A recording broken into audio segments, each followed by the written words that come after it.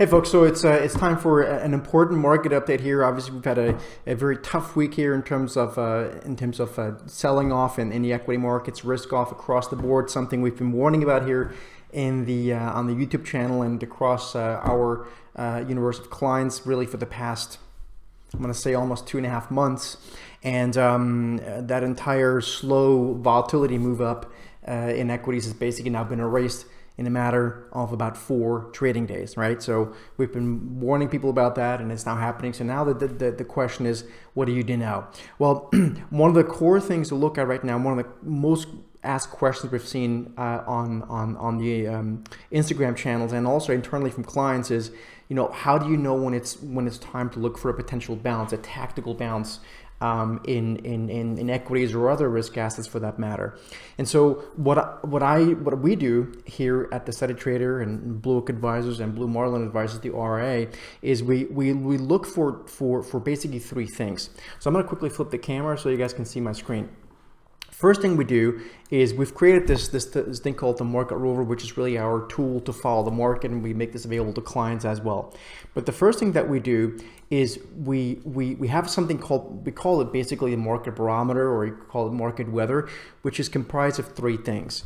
Number 1, it tells us how many stocks in the S&P are trading above the 200-day moving average, how many stocks are near their 52-week highs, and what's the VIX doing.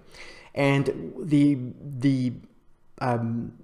intermediate term outlook is still okay in terms of how many stocks are above the 200-day.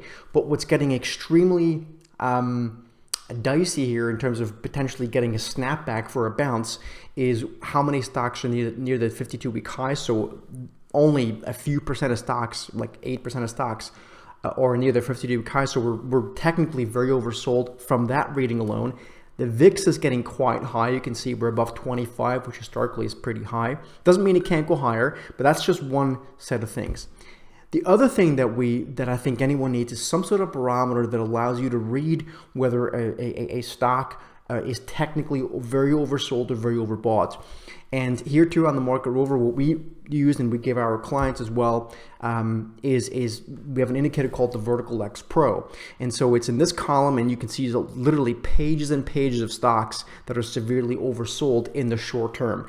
Last time I've seen this was, I believe, early 2019, so a little bit more than a year ago. And look, for example, let's have a look at Disney came up here, right? You can see that a bunch of sell signals in the past and now severely oversold. So we're looking for seller exhaustion. We don't yet have an actual bullish reversal. We're going to look for that now, given what's happening in terms of market weather and what's happening with all these stocks being oversold. So that's a 2-step process. And the third thing, and this is, I'm sure, something that everyone has done before, and sadly people only focus on the third thing, which is not enough, but it is one thing that you can do, is just look at the charts, right? If you go back in the YouTube channel and you look at the charts we've been showing for the past few months, we've talked about how severely overbought things were, and quite frankly remain potentially in the intermediate term. But in the short term, we are getting to a point where we think we could bounce. In fact, as I'm recording this right now, the market hasn't opened for trading yet, but overnight the S&P futures touched or got pretty close to their 200-day moving average and horizontal support.